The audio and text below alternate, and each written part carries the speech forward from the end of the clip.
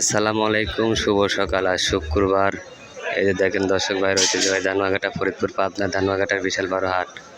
এই যে দেখেন পেঁয়াজ 5500 থেকে 5800 টাকা মন। দেশি পেঁয়াজ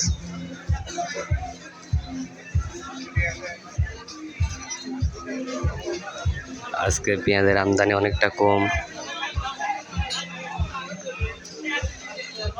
এই যে দেখেন রসুন 2000 থেকে 2100-2200 টাকা আজকে মাথার বাজার।